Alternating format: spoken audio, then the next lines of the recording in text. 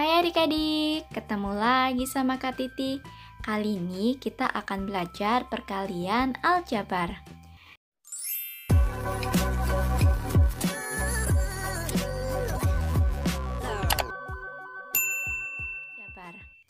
Sebelum masuk materinya, adik-adik jangan lupa tekan subscribe dan notifikasinya supaya tidak ketinggalan video-video dari kakak.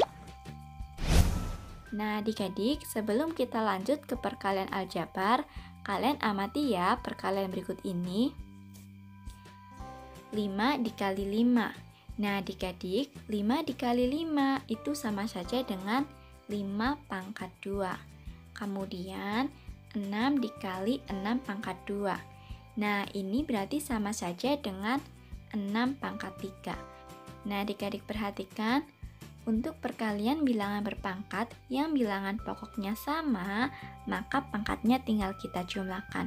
Perhatikan ya, 6 itu berarti sama saja dengan 6 pangkat 1. Maka pangkatnya kita jumlahkan. 1 ditambah 2 yaitu 3. Maka 6 dikali 6 pangkat 2 itu sama saja dengan 6 pangkat 3. Contoh berikutnya, M dikali M. M dikali M itu berarti M pangkat 2. Yang tidak ada pangkatnya berarti itu pangkatnya 1 ya. Contoh berikutnya lagi, A pangkat 2 dikali A pangkat 3. Nah untuk menghitungnya tinggal kita jumlahkan pangkatnya. Maka menjadi A pangkat 2 tambah 3 berarti menjadi A pangkat 5. Nah gimana adik-adik, paham kan? Sekarang kita lanjut ke perkalian aljabarnya ya. Nah sekarang kita masuk ke perkalian aljabar. Yang pertama kakak akan jelaskan perkalian konstanta dengan variabel. Nah adik-adik, pada materi aljabar untuk penulisan kali itu dapat diganti dengan titik atau dengan penulisan dalam tanda kurung. Perhatikan, itu berarti A dikali BX. Nah, untuk menghitungnya, kita hitung dulu konstanta dan koefisiennya. Kita hitung angkanya ya, berarti A dikali B kemudian X. Kita ke contohnya, 3 dikali 4X. Nah, untuk menghitungnya, kita hitung angkanya ya, berarti 3 dikali 4X. Hasilnya yaitu 12X. Contoh berikutnya lagi, negatif 2 dikali 5M. Maka kita hitung angkanya dulu, negatif 2 dikali 5, hasilnya negatif 10M. Nah kemudian yang kedua yaitu perkalian antar variabel. Misalnya AX dikali BY, maka untuk menghitungnya kita hitung angkanya A dikali B kemudian variabelnya kita sama-sama hitung. Kita ke contoh, 5X dikali 3Y. Berarti untuk menghitungnya 5 dikali 3 kemudian X dikali Y. Maka hasilnya 15XY. Kita ke contoh yang kedua, 2X dikali negatif 3Y dikali 4Z. Nah adik-adik, untuk menghitungnya sama ya. Kita hitung angkanya kemudian hurufnya juga kita hitung. Maka 2 dikali negatif 3 dikali 4 kemudian X dikali Y dikali Z. Hasilnya yaitu negatif 24XYZ. Nah contoh berikutnya lagi, 6M dikali 5M. Berarti menjadi 6 dikali 5 kemudian M dikali M itu berarti sama saja dengan M pangkat 2. Hasilnya yaitu 30M². Kita lanjut pembahasan berikutnya, yaitu sifat-sifat perkalian aljabar. Nah adik-adik, pada perkalian aljabar ada sifat yang harus kalian ketahui ya. Yang pertama yaitu ada sifat komutatif. Misalkan A dikali B itu akan sama saja dengan B dikali A. Contoh ya, 3X dikali 2Y, maka akan sama saja dengan 2Y dikali 3X. Hasilnya yaitu 6X, sama-sama 6X ya. Kemudian sifat yang kedua yaitu asosiatif. Misalkan A dikali dalam kurung B dikali C itu akan sama saja dengan dalam kurung A dikali B kemudian dikali C. Kita ke contoh. Misalkan 3X dikali dalam kurung 4Y kali 5Z akan sama saja dengan dalam kurung 3X dikali 4Y kemudian dikali 5Z. Hasilnya itu akan sama saja ya. Ini berarti 3X dikali 20YZ sama dengan 12XY dikali 5Z. Hasil akhirnya akan sama saja 60XYZ. Kemudian sifat yang ketiga yaitu distributif. Nah, perhatikan. A dikali dalam kurung B ditambah C. Nah, sekarang adik-adik fokus cara untuk menghitungnya ya. Kita itu menghitungnya dari sebelah kiri. Kita hitung dulu A dikali B. Nah, kemudian selanjutnya A dikali C. Untuk tanda positif negatifnya itu mengikuti soal ya. Nah, pada sifat ini merupakan perkalian suku 1 dengan suku 2. Perhatikan lagi, sifat distributif yang berikutnya dalam kurung A ditambah B dikali dalam kurung C ditambah D. Nah, adik-adik untuk menghitungnya itu sama saja ya. Kita urut dari sebelah kiri.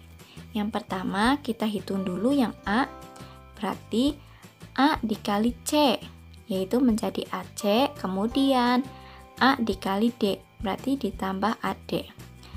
Nah, setelah A berarti tinggal kita hitung yang B, berarti B dikali C, hasilnya yaitu BC.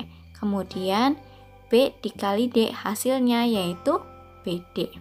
Nah, ini merupakan perkalian suku 2 dengan suku 2. Nah, supaya lebih jelas akan kakak beri contoh ya untuk sifat yang distributif. Yang pertama yaitu perkalian suku 1 dengan suku 2. Masih ingat cara menghitungnya? Kita hitung urut dari sebelah kiri. Jangan diacak ya, supaya lebih mudah. Nah, kita ke contoh. Misalkan 3 dikali 2X ditambah Y. Nah, adik-adik perhatikan, walaupun tidak ada tanda kali ataupun titik, itu merupakan perkalian ya. Sekarang kita hitung dulu, berarti 3 dikali 2X, kemudian ditambah 3 dikali Y. 3 dikali 2X hasilnya 6X, kemudian ditambah 3Y. Kita ke contoh yang kedua, 2M dikali dalam kurung 4M ditambah 5. Kita hitung dulu, berarti dari 2M dikali 4M, kemudian ditambah 2M dikali 5. 2M dikali 4M hasilnya 8M kuadrat, kemudian 2M dikali 5 hasilnya 10M. Nah, adik-adik sudah tidak bisa disederhanakan lagi ya, karena variabelnya itu sudah berbeda. Kita ke contoh berikutnya. 3A dikali dalam kurung 2A ditambah 3B dikurangi 4C. Kak, itu menghitungnya gimana? Nah, adik-adik untuk menghitungnya itu sama saja ya. Kalian urut dari sebelah kiri dulu. Berarti dari 3A dikali 2A hasilnya yaitu 6A kuadrat.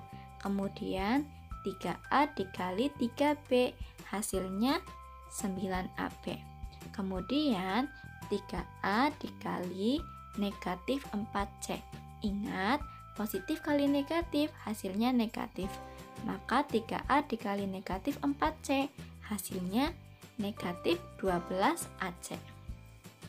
Nah, adik-adik perhatikan, ternyata sukunya itu berbeda semua ya, berarti tidak bisa disederhanakan lagi. Nah, kita lanjut pembahasan berikutnya, yaitu perkalian suku 2 dengan suku 2. Ingat, untuk menghitungnya kita urut ya. Berarti dari A dikali C, kemudian A dikali D. Setelah itu tinggal angka yang berikutnya yaitu B dikali C, kemudian B dikali D. Kita ke contohnya. M ditambah 4 dikali M ditambah 3. Nah, kita hitung ya. Berarti yang pertama M dikali M, hasilnya yaitu M kuadrat. Kemudian M dikali 3, maka hasilnya 3M. Nah, setelah ini kita lanjut ke angka berikutnya yaitu 4. 4 dikali M hasilnya 4M. Kemudian 4 dikali 3 hasilnya 12. Nah, adik-adik perhatikan hasilnya, ternyata masih bisa disederhanakan ya. Ada suku yang sejenis yaitu 3M ditambah 4M, berarti bisa kita hitung.